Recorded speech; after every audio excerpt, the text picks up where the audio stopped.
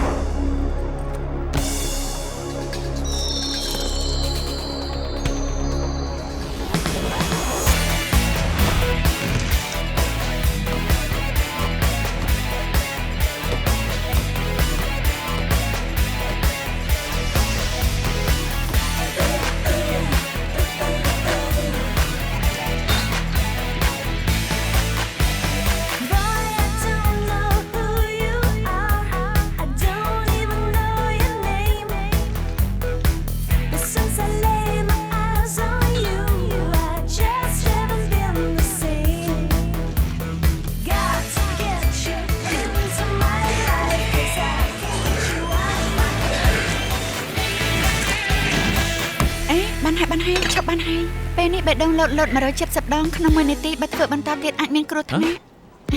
សុំទៅផង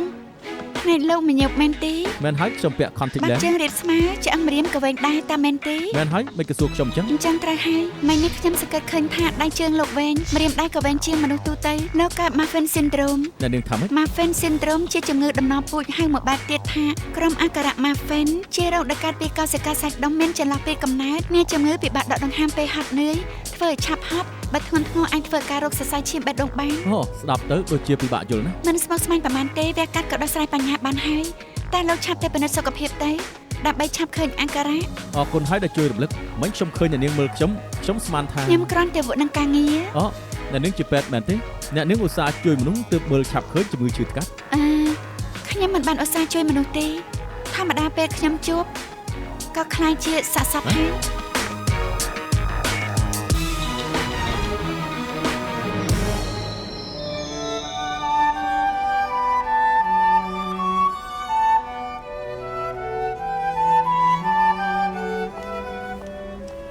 កុំអញ្ចឹងអីប៉ាខ្ញុំគ្រាន់តែការទៅនៅក្រៅប្រទេសចាំខ្ញុំឧស្សាហ៍ត្រឡប់មកលេងប៉ា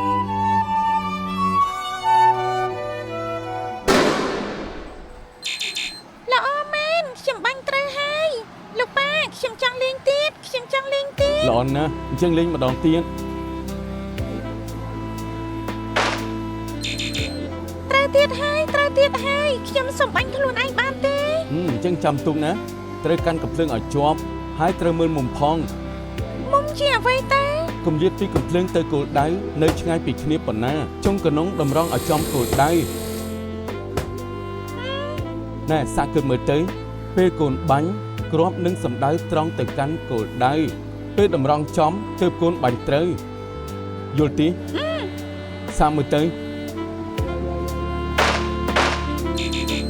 អាយ៉ាខុសបន្តិចលោកប៉ាខុសតែបន្តិចទេអីទេសាកមើលម្ដងទៀតទេបានខ្ញុំនឹងបាញ់ឲ្យចំ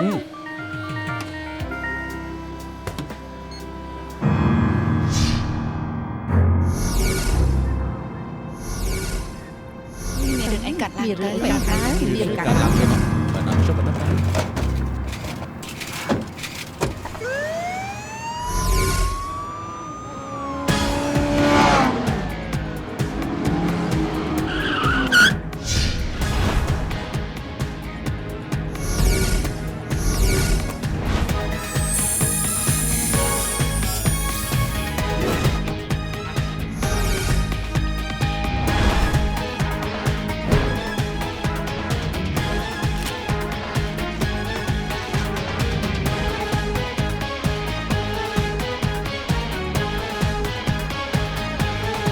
អឺ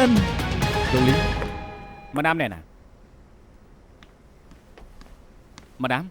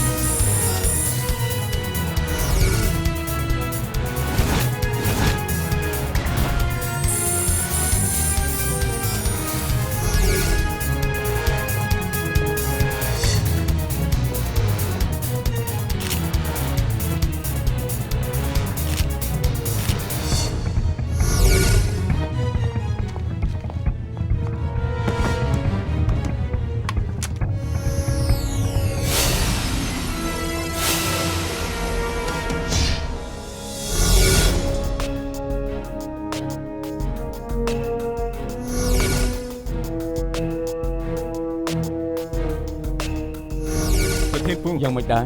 ពិធីចាប់ផ្ដើមម៉ោង5កើតរឿងតាំងពីមិនទាន់ចាប់ផ្ដើម ម្នាក់ពាក់អាវខ្វះសេនោះស្ពាយកាបូបដើរចូលមកអ្នកផ្សេងមិនដឹងថាមានរឿងអីកើតឡើងក៏មានចៅពីរអ្នកកាន់កំភ្លើងតាមគេចូលមកចៅពីរអ្នកក៏បាញ់អ្នកស្ពាយកាបូបចៃដន្យមានភៀម្នាក់ជាប៉ូលីសទើបធ្វើឲ្យកើតការបាញ់គ្នា យើងជាប៉ូលីសដាក់កំភ្លើងចុះ ចុងក្រោយប៉ូលីសម្នាក់នេះក៏របួសចៅម្នាក់ត្រូវបាញ់ស្លាប់អ្នកស្ពាយកាបូបក៏ស្លាប់ចំណែកកាបូបត្រូវចៅម្នាក់យកទៅបាន មាននរណាត្រូវរបួសទៀតទី ក្រៅពីកូនកំមុំនិងជាងថតមានអ្នកស្លាប់ទាំងអស់គឺ4នាក់ មិនទាន់មាននរណាដឹងថាមានអ្វីកើតឡើងហើយក៏មិនដឹងថាចៅពីណានោះចូលមកបែបណា អាឡូអូខេអរគុណលោកពូដឹងហើយថា3នាក់នេះមកពីណា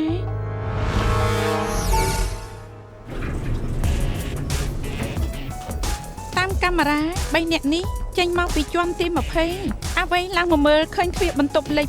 2046បាត់ចោល ប្រធានពូម៉ាដាមទីនេះហើយ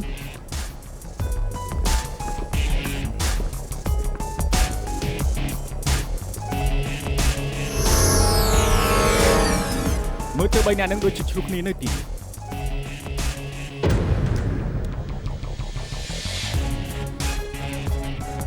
គួរតែប្រានីវាយក្បាលប៉ុន្តែពីរអ្នកដែលស្លាប់នៅក្នុងពិធីមិនឃើញមានស្លាកស្នាមលើក្បាលទី អ្នកជួយក្បូបទៅប្រហែលជាត្រូវគ្រាន់ អន្ទីចោតដែលត្រូវចាំត្រូលបរិយវាយក្បាលអាចនឹងសន្លប់មួយសបោះពេលដឹងខ្លួនក៏យកទៅកប់មកស្អំរបួសទៅកប់មិនទាន់រលាយអស់បានន័យថាចោតទី4ទើបតែគេចខ្លួន វិនអញទៅខាងនោះម្ដងមួយជាន់ខ្ញុំទៅមើលពីក្រៅមកវិញ បាទម៉ាដាម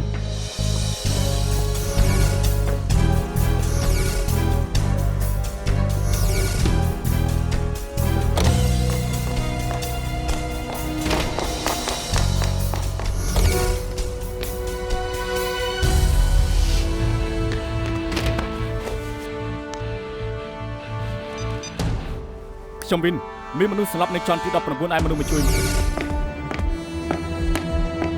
ឈប់សិនលោកឈប់សិនអេ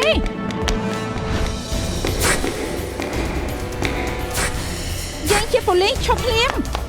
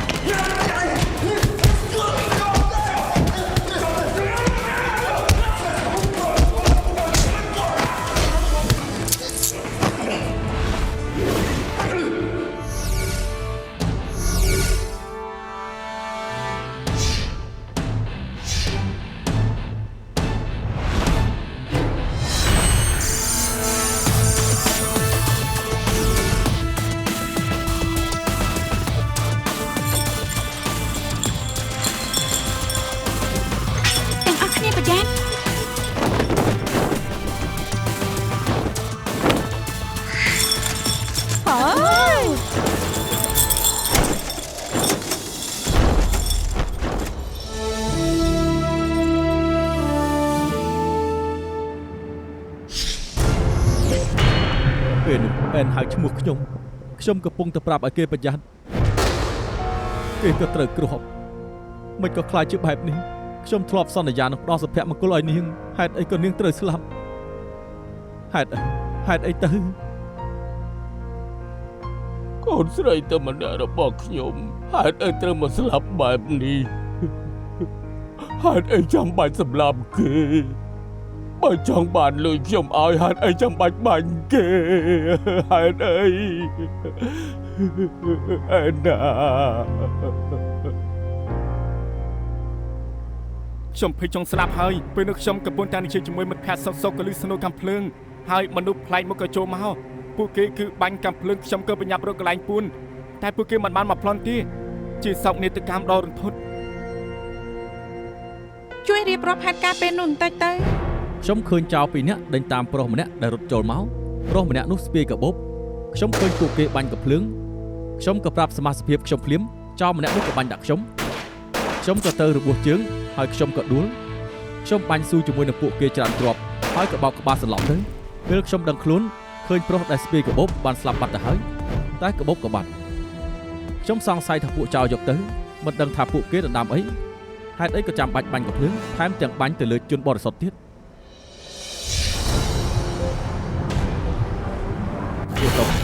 លោកខានមកទីនេះយូរដែរហើយខ្ញុំបានចង់មកទីបើមកបានន័យថាជារឿងក្តីធ្ងន់ធ្ងរនេះជាក្រុម IBIS ទើបតែបង្កើតឡើងមែនហើយមានក្រុមនេះយើងក៏អាចដឹងថាគ្រាប់កាភ្លើងមកពីកាភ្លើងប្រភេទណាដឹងសូម្បីតែកាភ្លើងមកពីណាដូច្នេះរឿងក្តីនេះយើងសាកប្រើកាភ្លើងចោលនៅកន្លែងកើតហេតុបាញ់តែប្រមាណគ្រាប់ហើយប្រើទិន្នន័យក្រុម IBIS ត្រួតពិនិត្យគ្រាប់ដែលបាញ់ពីកាភ្លើងហើយធៀបនឹងគ្រាប់នៅកន្លែងកើតហេតុអញ្ចឹងអាចនឹងដឹងថាគ្រាប់បាញ់ចេញពីកាភ្លើងណាហើយក៏អាចរកមុខដែលបាញ់ឃើញគ្រាប់ដែលបាញ់ចេញពីកាភ្លើងគ្រប់ដើមមានសញ្ញារបស់ខ្លួនឯងដូចស្នាមកញ្ចៅដៃមនុស្សអញ្ចឹងយើងក៏យកទិន្នន័យដែលបានពីគ្រាប់ប្រើ laser scan រសាទុកហើយយកមកធៀបនឹងទិន្នន័យរឿងក្តីមុនបើឃើញកំណត់ត្រាដូចគ្នាក៏មានឱកាសអាចរកជនល្មើសបានងាយស្រួលហើយក៏ជាមធ្យោបាយមួយដែលល្អបំផុតពីមុនយើងត្រូវពិនិត្យគ្រាប់និងកាភ្លើងអស់ជាច្រើនថ្ងៃហើយត្រូវប្រើ microscope តិចបំផុតក៏1ម៉ោងតែពេលនេះមានក្រុម IBIS ត្រឹមតែ20នាទីអីក៏ដឹងលទ្ធផលរីកចម្រើនមែនទែនបើធៀបនឹងសម័យយើងរៀនវិជ្ជាពិសោធន៍ភស្តុតាងនៅ London នេះជាកាភ្លើងដែលជនល្មើសប្រើកាភ្លើង Blaster 54ដែលកែច្នៃរួចហើយសម្បកក្រៅដោយស៊េរី54តែតាមពិតជាគ្រាប់ស៊េរី64ទំហំ 7.62 មីលីម៉ែត្រការចងចាំល្អនៃកមុតគួរតុងបើគុំតឯងនៅក្រុមកសលវិច័យវិទ្យាសាស្ត្រខ្ញុំប្រហែលជាទាញឯងមកជួយផ្នែកខ្ញុំហើយមកទៅតើមានអ្វីកើតឡើងនៅក្នុងបន្ទប់2046ហើយ3អ្នកដែលមកកកើតហេតុក្នុងពិធីនោះជាអ្នកណាកុំគិតថាដេកក្នុងបន្ទប់ខាត់ខ្លួនប៉ុន្មានថ្ងៃឯងលេងអីនោះឯងមានអាវុធជាប់ខ្លួនហើយធ្វើបាបប៉ូលីសត្រឹមតែប៉ុណ្ណឹងឯងក៏មិនអាចរឹតខ្លួនបានដែរបើចង់មានទូកកម្រិតស្រាននោះត្រូវសហការជាមួយប៉ូលីសគិតថាមិនប្រាប់អ្វីឲ្យពួកយើងសឹកមិនដឹងទេ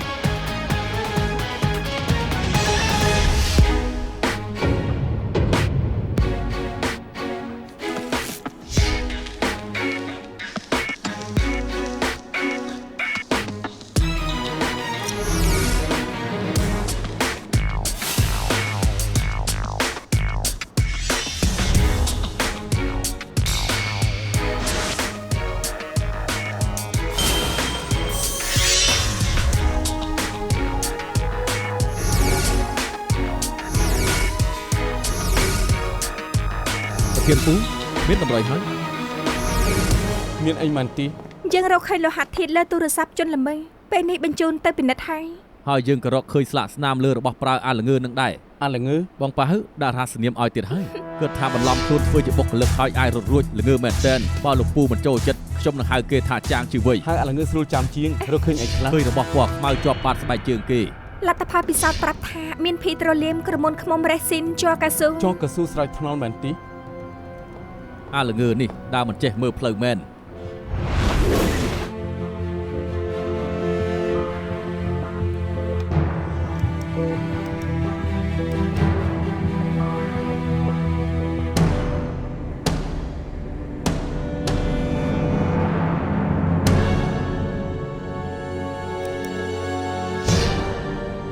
ហាងពេជ្រជិនជូនមិន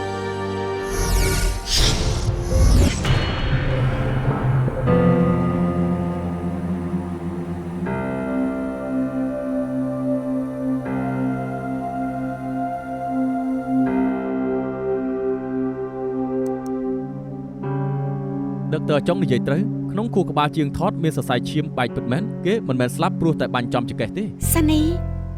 មើលទីតាំងសរសៃឈាមលោកបានឃើញអី ក្រៅពីមានអាការៈឈឺក្បាលម្ដងហើយអ្នកជំងឺក៏មិនកើតអ្វីជាពិសេសដែរគេមិនអាចដឹងខ្លួនផងថាគេឈឺ ត្រូវហើយពេលកើតហេតុបាញ់គ្នាពេលអ្នកស្លាប់ត្រូវគ្រាប់ហើយក៏តក់ស្លុតចូលទៅពូននៅក្រោមតុតែមិនបានប្រយ័ត្នក៏បោកក្បាលនឹងជើងតុ ការទង្គិចភ្លាមធ្វើឲ្យសរសៃឈាមក្នុងខួរក្បាលបែក ដូច្នេះអ្នកស្លាប់ដោយសារបែកសរសៃឈាមក្នុងខួរក្បាលធ្វើឲ្យឈាមចេញក្នុងលលា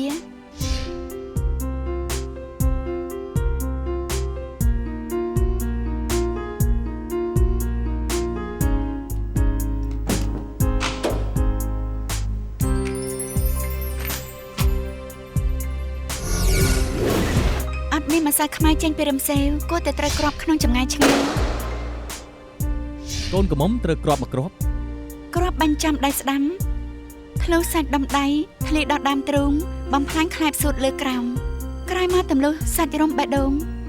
កាត់ផ្ដាច់សរសៃឈាមធំក្រោយមកនឹងទៅជាយ៉ាងណាទៀត សរសៃឈាមធំតភ្ជាប់ទៅបេះដូងជាសរសៃឈាមហូរទៅសួតនិងធ្វើឲ្យដើមទ្រូងមានឈាមចេញយ៉ាងច្រើន ចង់សម្រាប់មនុស្សម្នាក់ប្រើតែមួយគ្រាប់គ្រប់គ្រាន់ហើយ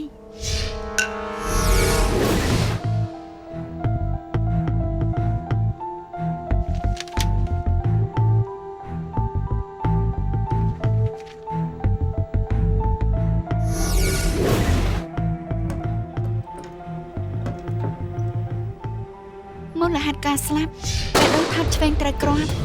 ធ្វើឲ្យឈាមចេញច្រើនមុនស្លាប់អាចមានការបែកគ្នាជាមុនស្មាឆ្វេងមានស្នាមជាន់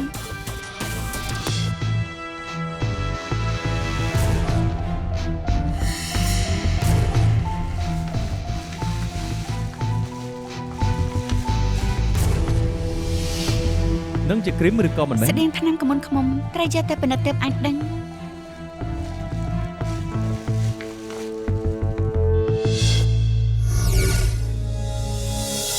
សពចុងក្រោយឈ្មោះឈិនឈួន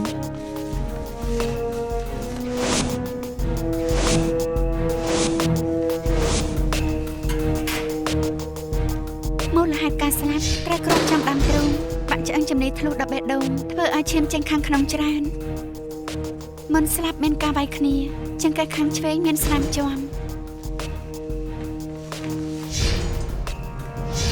សានីពេលរលពូផង បាទ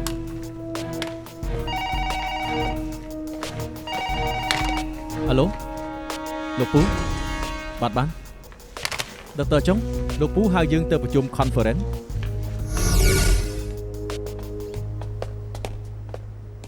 គាត់ជឿនមែនតើខ្ញុំប្រងតែទៅលោកក៏ទេមក នាងធ្វើកសលវិច័យសពចៅពីរនាក់នឹងហើយនៅពួកគេមានស្នាមត្រូវគ្រាប់ពីមុនមក ខ្ញុំក៏ចង់និយាយជាមួយលោករឿងនេះដែរឈិនឈុនជាសាក់សពចៅនៅក្រៅខ្នងខ្ញុំឃើញស្នាមរបួសធ្លាប់ត្រូវគ្រាប់ត្រង់ដៃឆ្វេងខាងលើតែមើលតាមស្នាមផ្លែរបួសប្រហែលជាមិនលើសមួយខែនោះទេ ហើយកំភ្លើងដែលបាញ់អាចជាកំភ្លើង រីមីងតុន M870 ប្រភេទគ្រាប់ភ្លុះ ចាងជឿវ័យជាចោតឲ្យសម្រាប់ខ្ញុំបន្ទប់ព្យាបាលស្បែកជើងគេមានជាប់ជ័រកស៊ូធ្វើឲ្យខ្ញុំនឹកឃើញរឿងក្តីប្លន់ហាងពេជ្រជិនជូនមិនកាលពីអាទិត្យមុនខ្ញុំមើលរូបថតកន្លែងកើតហេតុហើយឃើញមាត់ទ្វារកំពុងស្រោចជ័រកស៊ូ អូ រឿងក្តីនេះមានការបាញ់គ្នាជាមួយនឹងប៉ូលីសអាចមានចៅត្រូវគ្រាប់ទៅសួរខ្ញុំថាស័ក្តិសមបានខ្លាប់របួសចាស់ធ្លាប់ត្រូវគ្រាប់ឬអត់ ម្យ៉ាងទៀតក៏រកឃើញលោហៈធាតុលើទូរស័ព្ទឈិនឈួនពិនិត្យដឹងហើយថាជាសំណល់គ្រាប់កំភ្លើងរីមែនតុន M807 ប្រភេទគ្រាប់ភ្លុះ លោកបានន័យថាចៅដែលដេកនៅក្នុងបន្ទប់ព្យាបាលនិងស័ក្តិសមដែលដេកនៅក្នុងបន្ទប់ខ្ញុំនៅពេលនេះ ជាចោរប្លន់ហាងពេជ្រជិនជូនមិន របាយការណ៍ក្រុមពិនិត្យផុសតាំងនិងកសលវិច័យនៅក្នុងដៃទាំងអស់គ្នាហើយរបាយការណ៍ប្រាប់ថាឈិនឈួនជាចៅដែលត្រូវបាញ់ស្លាប់នៅសន្តាគារហើយចាងជីវ័យដែលត្រូវរបួសជាចៅប្លន់ហាងពេជ្រជិនជូនមិនកាលពីអាទិត្យមុន ចាំងជួយនៅក្នុងបន្ទប់សម្រាប់គិតថាមិនជ័យអ្វីអាចរួចខ្លួនពេលនេះពួកយើងមានផុសតាំងបញ្ជាក់ហើយ ពេជ្រដែលត្រូវលួចមកដល់ពេលនេះនៅរងមិនទាន់ឃើញទេរឿងក្តីបាញ់គ្នានៅសន្តាគារលើកនេះមូលហេតុអាចដោយសារដណ្ដើមពេជ្រដែលលួចមក ប្រស្នាដោះស្រាយបានហើយពេជ្រច្បាស់ជានៅជាមួយចោរដែលរត់រួច ហើយអញដឹងអត់ថាគេតម្លាក់ខ្លួនទីណា បាននេះថាដល់ប្រាថ្នាមិនទាន់បានទេអូយ បានហើយអាចារ្យឯងឆាប់ត្រៀមឯកសារប្តឹងចាងជីវ័យបានហើយវិនឯងទៅតាមរកពេញខ្ញុំចង់ដឹងថាត្រូវលក់ចេញហើយនៅតាមមានអ្នកណាទទួលទិញរបបបែបនេះហើយអ្នកពាក់ព័ន្ធ4នាក់ស្លាប់អស់2នាក់ម្នាក់ត្រូវចាប់ខ្លួនខ្ញុំនឹងធ្វើគ្រប់មធ្យោបាយតាមរកអ្នកចុងក្រោយឲ្យឃើញ Yes, madam.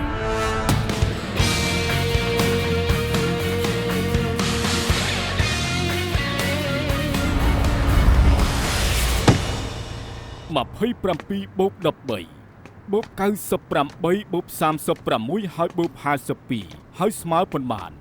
ប្រាប់តាមើល 226 អូគិតលឿនម្លេះត្រូវដែរអត់នឹងគិតលឿនមែនចាំតាទៅយកកាខ្យូយកមកគិតមើលសិន លោកតាកាសយ៉ូក៏គិតលេខមិនលឿនស្មើខ្ញុំដែរ ពុតមែនទេ សូមទោសផងថ្ងៃនេះខ្ញុំលើកធុងហ្គាសឲ្យអ៊ំដល់ជាន់ទី3មិនបានពិតមែនអ៊ំប្រាប់ខ្ញុំឲ្យយកមកដាក់ត្រង់នេះតើខ្ញុំដឹកទៅច្រើនកន្លែងទៀតជួយលើកទៅជាន់លើមិនបានទេ ព្រះអើយធុងហ្គាសធ្ងន់យ៉ាងនេះខ្ញុំក៏ចាស់ហើយឲ្យលើកយ៉ាងម៉េចរួចទៅ ខ្ញុំឲ្យ10យន់ជួយលើកឲ្យបន្តិចផង ប្រាប់ហើយថាខ្ញុំត្រូវដឹកទៅច្រើនកន្លែងទៀត ហេហើយអីបានចាញ់ធ្វើបែបនេះធ្វើអញ្ចឹងគឺធ្វើបាបមនុស្សចាស់ណា ខ្ញុំប្រាប់គាត់តាំងពីដើមមកម្លេះ ណែទុកលុយ10ជាន់នេះទៅបើគេមិនជួយចាំខ្ញុំជួយ ណែអ៊ំលើកធុងហ្គាសមិនមែនជារឿងលេងសើចទេកុំតដអី ទៅដល់ស្អីឯងកុំបារម្ភអីពេលដែលជើងហាត់ក្បាច់ខ្លួនឯងនឹងស្លីកខោទឹកនំនៅឡើយទេហើយជិះចេញទៅបើគ្មានទឹកចិត្តនោះអូអ៊ំបុនណាមកតាមមកណា អរគុណហើយ អ៊ំខ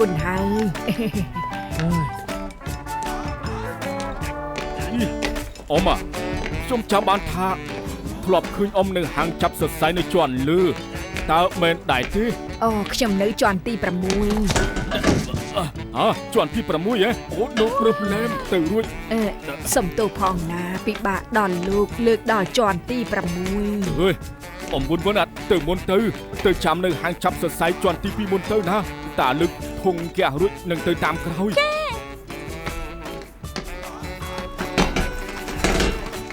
អាលោកវិននេះប៉ាណាតាទៅទទួលកូនមកផ្ទះនៅ អត់ទេលោកតាឲ្យខ្ញុំមកចាំនៅហាងចាប់សរសៃ លោកតាទៅជួយការងារហ៎ លោកតាមិនបានមកជួយការងារលោកតាជួយអ៊ំស្រីលើកធុងហ្គាសឡើងទៅជាន់ទី6ហើយ ជាន់ទី6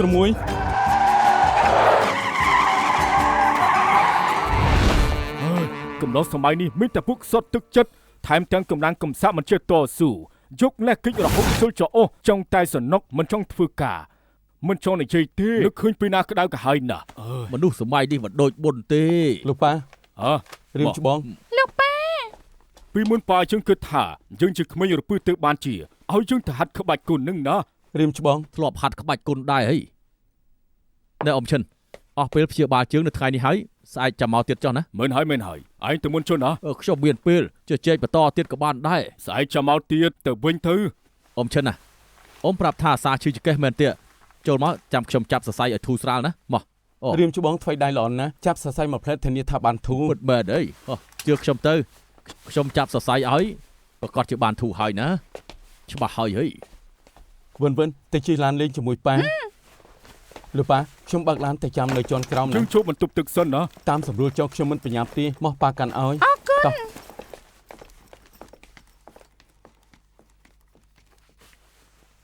យ៉ា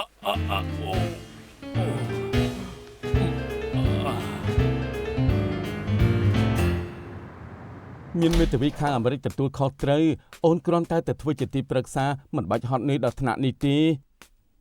ចូលប្រជុំមែន អូខេអញ្ចឹងស្អែកចាំនិយាយទៀតបាយ ម៉ាក់មែនទេ ដាក់ចោលទៀតហើយ ម៉ាក់ត្រូវជួបប្រជុំហើយ ចាហេតុអីលោកតាធ្វើខ្លួនប្លែកម្ល៉េះ ផ្លែកត្រង់ណាស៊ូប៉ាចៅទៅថាពីក្មេងតាបង្រៀនគេបែបណាសំខាន់បំផុតគឺត្រូវធ្វើខ្លួនឲ្យសង្ហាពេលអង្គុយគឺត្រូវតែអង្គុយត្រង់បែបនេះ ធ្វើឲ្យដូចលោកតាបែបនេះហ៎ មែនហើយអង្គុយត្រង់ខ្លួន យ៉ាងម៉េចហើយប៉ាខ្ញុំទៅយកប្រេងរឹតឲ្យ ណែទៅយកប្រេងរឹតស្អីឯងគិតថាប៉ាឈឺចង្កេះមែន អ ទេ ត់ទេថ្ងៃនេះប៉ាលើកធុងហ្គាសឡើងជាន់ទី6 ណា ណា ប៉ុណ្ណឹងគឺរឿងតូចតាចណាស់តែដៃម្ខាងទៀតកាន់កបូបឲ្យវិនទើបបានជីពិបាកអញ្ចឹងមិនចឹងទេម្រាមដៃមួយក៏រួចដែរ ប៉ាមិនអីពិនមែនណាអញ្ចឹងខ្ញុំទៅមើលកិច្ចការផ្ទះឲ្យវិនហើយតោះវិន ទៅចូលណាអាយអូយអូយអាយអូយអូយជាន់ទី6ចង់ដាច់ខ្យល់ងាប់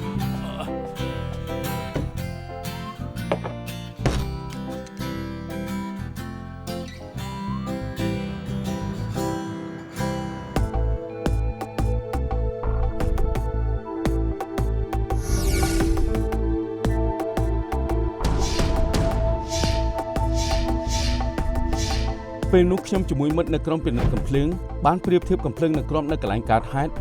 រឿងក្តីបាញ់គ្នានៅក្នុងពិធីមង្គលការលើកនេះបាញ់គ្រាប់កំភ្លើងអស់15គ្រាប់ពាក់ព័ន្ធនឹងកំភ្លើង4ដើមរកឃើញ3ដើមនៅកន្លែងកើតហេតុកំភ្លើងចោល2ដើមនិងកំភ្លើងប៉ូលីស1ដើម មានអ្នកស្លាប់2នាក់គឺជាងថតនិងឈិនឈុនអេសពេកបបចូលមកហើយនឹងហ្វាន់វិនស៊ីងប៉ូលីសរងរបួសម្នាក់គ្រាប់លើខ្លួនពួកគេមកពីកំភ្លើងខ្លីទំហំ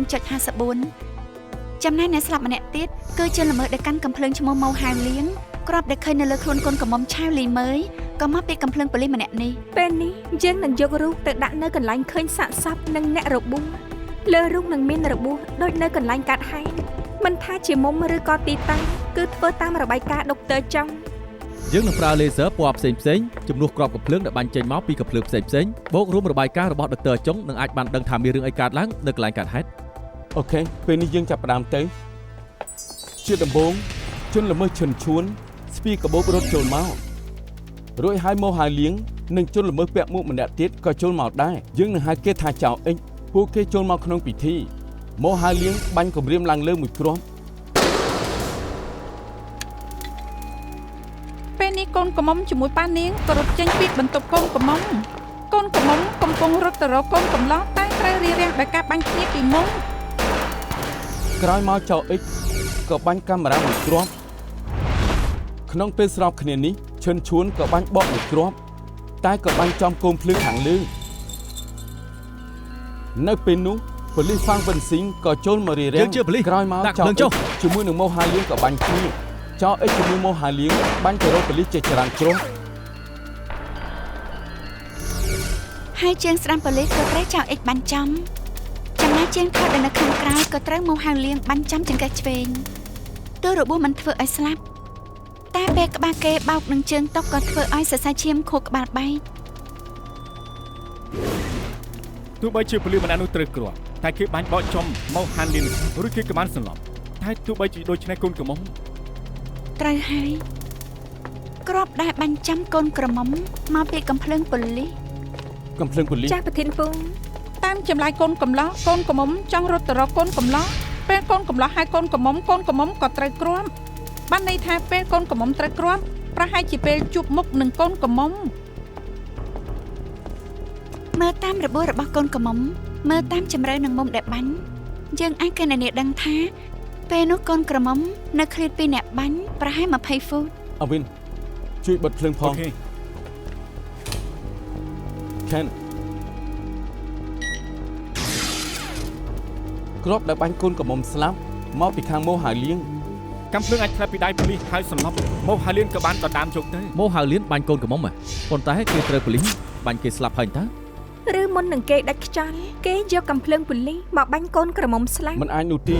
តាមកំណត់ត្រានៅកន្លែងកើតហេតុពេលម៉ូហាលៀងស្លាប់គេកាន់កំភ្លើងខ្លួនឯងនៅក្នុងដៃក្នុងកំភ្លើងនោះនៅមានគ្រាប់ តួគេបាញ់ចំកូនកំមុំតែក៏ត្រូវប្រើកំភ្លើងខ្លួនឯងទៅប្រើកំភ្លើងប៉ូលីសធ្វើអី តាមការឲ្យចម្លើយប៉ូលីសប្រាប់ថាគឺបាញ់អស់3គ្រាប់តែថ្ងៃនោះចលាចលគេអាចចាំខុសកថាបានដែរ ប៉ូលីសម្នាក់នោះមិនអាចបាញ់សម្លាប់កូនក្រមុំទេនៅក្នុងយប់នោះពេលប៉ូលីសត្រូវគ្រាប់គេហូរឈាមច្រើនគេសឹងតែកម្រាស់ខ្លួនមិនបាន ត្រូវហើយ ពេលនោះប៉ូលីសដើរមកដល់ត្រង់នេះដើម្បីសម្លាប់កូនកំមុំលើដីត្រូវតែមានស្នាមឈាមជាផ្លូវបើគេនៅទីតាំងនេះគេក៏មិនអាចបាញ់កូនកំមុំបានដែរវាមិនអាចទៅរួចដែលអាចទៅរួចច្រើនបំផុតគឺមានមនុស្សនៅត្រង់នេះយកកំភ្លើងប៉ូលីសឡើងមកហើយក៏ដើរតម្រង់មកត្រង់នេះហើយបាញ់កូនកំមុំស្លាប់ចំណុចនេះសមរម្យ នៅកន្លែងកើតហេតុអ្នកណាមានគំនុំជាមួយកូនកំមុំដល់ថ្នាក់សម្លាប់នាង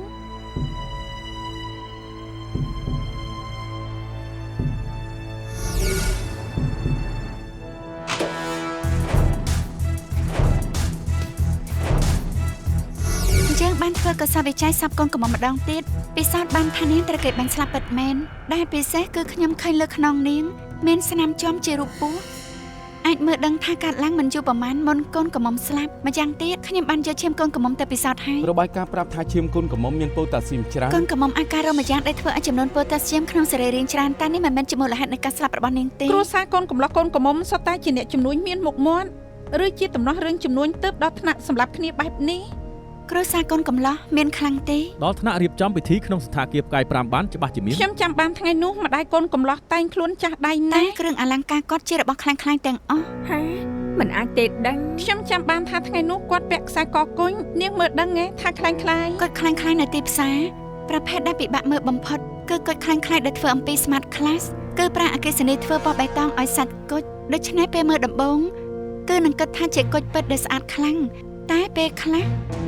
លើគុជខ្លាំងខ្លាយប្រភេទនេះយើងក៏ឃើញមានស្នាមប្រេះពណ៌ទឹកប៊ិចបង្កប់ បានន័យថាគុជនោះប្រេងចឹង ជាស្នាមដែលកើតឡើងពីការប្រើអគ្គិសនី អ្នកជំនាញហៅគុជប្រភេទនេះថាជាគុជពេញពីងមានតែអ្នកដែលស្គាល់គុជច្បាស់ឬអ្នកដែលភ្នែកមុតទើបអាចមើលដឹងនៅថ្ងៃនោះពេលកូនភ្លើងធ្លាក់ចុះមកម្ដាយកូនកំឡោះក៏នៅជិតនោះដែរខ្ញុំខិតបន្តឹងគុជគាត់មានស្នាមប្រេះបែបនេះ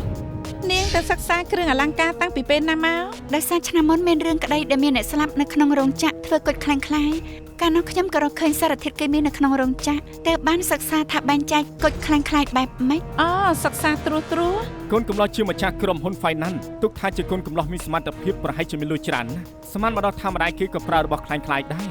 យើងត្រូវស៊ើបរឿងលួយកូនកំឡោះវាអាចមិនមែនល្អស្អាតដូចយើងឃើញក៏ថាបាន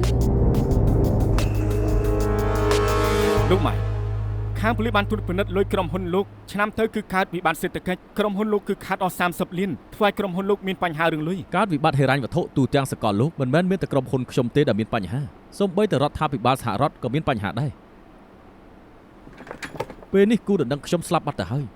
ពាក់ព័ន្ធអីជាមួយនឹងក្រុមហ៊ុន នេះ ខ្ញុំ គឺសង្ស័យថាកូនកំមុំមិនមែនស្លាប់ដោយអបតវហេតុទេតែជាការលួចសម្លាប់ លួចសម្លាប់ហ៎ ព្រោះតែបែបនេះទើបប៉ូលីសត្រូវដឹងពីសម្ព័ន្ធភាពអ្នកនាងឆៅនិងអ្នកជំនាញខ្លួនលោកម៉ៃលោករៀបការជាមួយអ្នកនាងឆៅព្រោះតែឋានៈគ្រួសារគឺមែនទេ លោកសង្ស័យថាខ្ញុំរៀបការជាមួយអែនព្រោះតែរឿងលុយហ៎មិនថាពួកលោកជឿឬអត់ខ្ញុំពិតជាស្មោះជាមួយអែនពិតមែនតែបើលោករៀបការជាមួយនាងបញ្ហារឿងលុយក្រុមហ៊ុនលោកក៏អាចដោះស្រាយបានអែនមិនដឹងរឿងក្រុមហ៊ុនខ្ញុំនោះទេ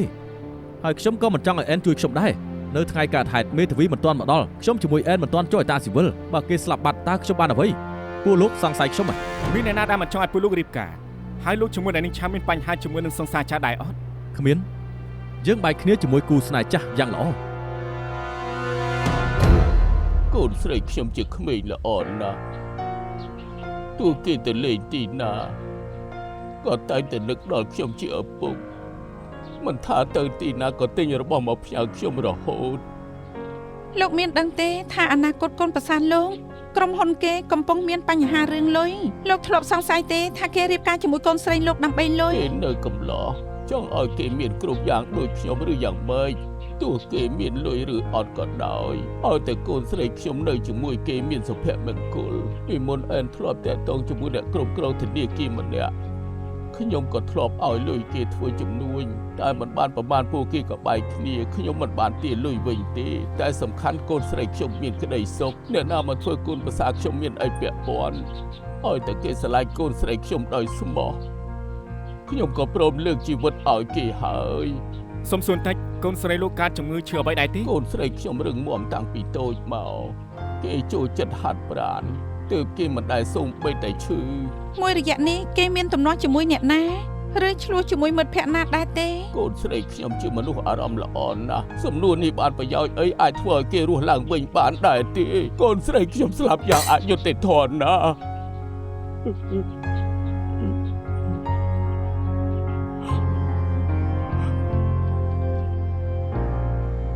អ្នកនាងឈៀនចិត្តស្និទ្ធជាមួយអ្នកស្លាប់ឆាយលីមើយទេ ខ្ញុំគិតថាអ្នកនាងឆាងសំណាងអាក្រក់ណាស់គួរឲ្យស្ដាយមែនតែនគេគួរតែបានរស់នៅយ៉ាងសុខសប្បាយជាមួយមង្គលការដ៏រ៉ូមែនទិក មើលតែអ្នកនាងចិត្តស្និទ្ធជាមួយអ្នកនាងឆាយ ព្រោះ ណាស់ គេជាភ្ញៀវ VIP របស់សន្តាគារយើង តែពួកយើងបានពិនិត្យសារអ្នកនាងឆៅនឹងពួកអ្នកនាងមិនដូចនៃជ័យទេពីថ្ងៃមុនអ្នកនាងឆៅបានផ្ញើសារឲ្យអ្នកនាងខ្លឹមសារគឺខ្ញុំមិនខ្វល់ខ្ញុំប្រាប់តម្រូវការខ្ញុំឲ្យនាងត្រូវតែធ្វើឲ្យបានហើយអ្នកនាងក៏តបថាសំទោសខ្ញុំធ្វើតាមសំណើមិនបានទេ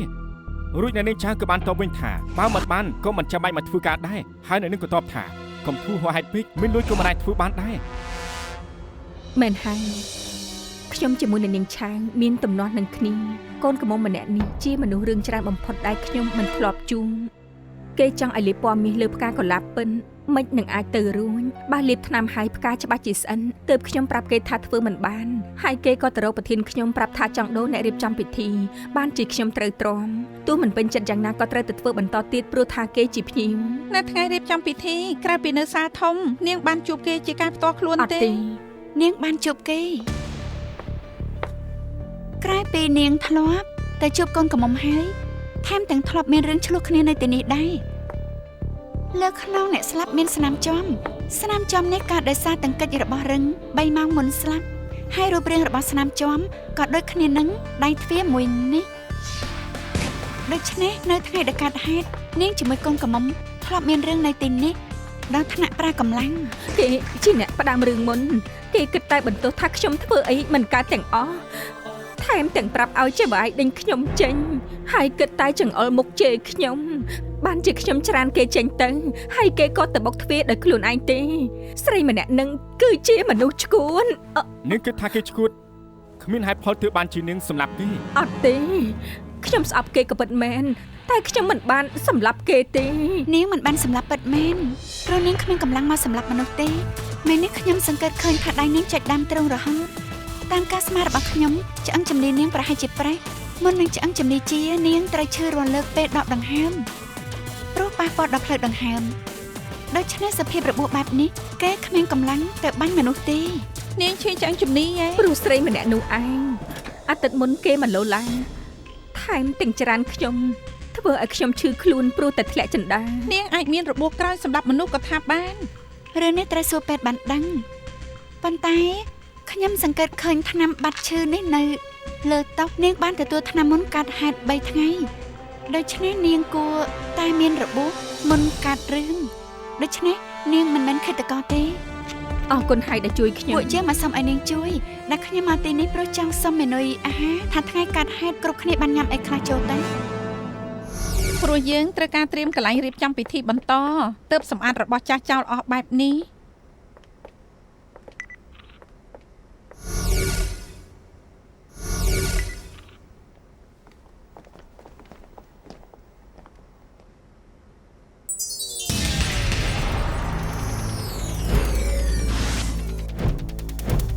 នាងថតរូបរាល់លើកមុនពេលតុបតែងជាថ្មីបានទី មែនហើយយើងថតធ្វើកំណត់ត្រាទង ខ្ញុំសូមមើលបានទី ចាបានគ្មានបញ្ហាទេចាំមកផ្លែ អរគុណ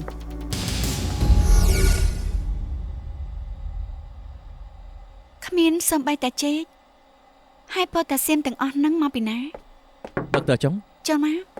អានកសែតថ្ងៃនេះហើយនៅ ខ្ញុំក៏ចង់មានពេលអានដែរតែខ្ញុំមិនដឹងថាប៉ូតាស្យូមកូនកំមុំមកពីណាមិននឹងអាចមានពេលទៅមើលអ្វីផ្សេងយ៉ាងម៉េចមានព័ត៌មានធំអី អូកសែតថ្ងៃនេះសរសេរថាមានមនុស្សជាង10នាក់សម្រុកចូលទៅក្រុមហ៊ុន Finance មើលកន្លែងប្រាប់ថាត្រូវអូសទាញឲ្យដាក់ទុនដល់ខាតដើមតាមពិតក្រុមហ៊ុន Finance ជារបស់ម៉ៃយ៉ុងហ្វូកូនកំឡោះម្នាក់នេះ នេះហើយអ្នកជំនាញកំឡោះល្បីឈ្មោះនោះ គេពិតជាសយមែនទែនមុនរៀបការក៏បាត់បង់អនាគតប្រពន្ធម្សិលមិញក៏ត្រូវអតិថិជនឡូឡាសឹងតែកាត់ខ្យល់ទៀត កាត់ខ្យល់អីមិនក៏លោកដឹងថាគេកាត់ខ្យល់ ដោយសារឃ្លីបក្នុងអ៊ីនធឺណិត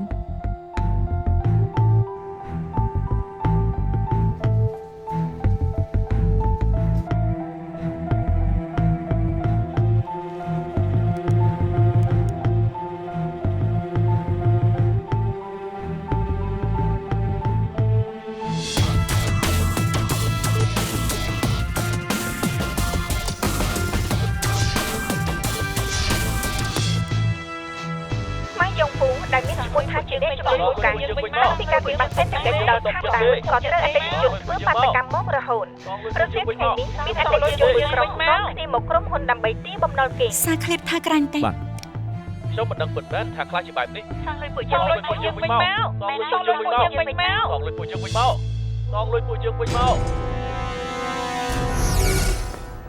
ពេទ្យដែលណាត់មកសន្តាគារប្រាប់យើងហើយឈានសុយានអ្នកគ្រប់គ្រងផ្នែករៀបចំពិធីមានរបួសមុនកាត់ហាត់3ថ្ងៃបានន័យថាគេមិនមែនអ្នកបាញ់កូនកំមុំទេ មិនមែនគេមែនទេ សើបរឿងទាំងសងខាងគ្មានសត្រូវបេះដូងទេ ហើយក៏មិនមែនជាបញ្ហារឿងបំណុលដែរ អតិថិជនគ្រាន់តែទៅទារលុយពីកូនកំឡោះតែគេមិនសាហាវដល់ថ្នាក់សម្រាប់កូនកំមុំទេទោះបីជាសម្រាប់នាងក៏មិនបានលុយដែរ យ៉ាងម៉េចហើយដោះស្រាយប្រស្នាបានហើយនៅ អ្នកណាទៅដែលចង់សម្លាប់កូនកំមុំ គ្មានមនុស្សចង់សម្លាប់កូនកំមុំទេគេគ្រាន់តែជួបឧបតិហេតុតែប៉ុណ្ណោះ ឧបទ្ទវហេតុអញ្ចឹង ចុះឃាតករចង់សម្លាប់អ្នកណាដែរ អ្នកដែលឃាតករចង់សម្លាប់គឺជាកូនកំឡោះ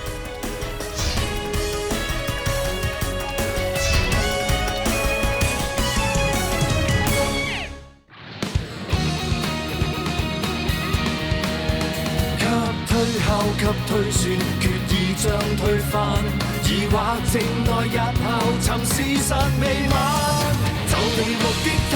越走近越變差，事實在分岔，重重謎團連環事態，千種心理見解，一種天理已在旁觀他。未及目擊他，用實驗做推翻。沒漏洞偏差，仍能尋回混亂狀態，可分析去拆解，怎解釋理性共情之解？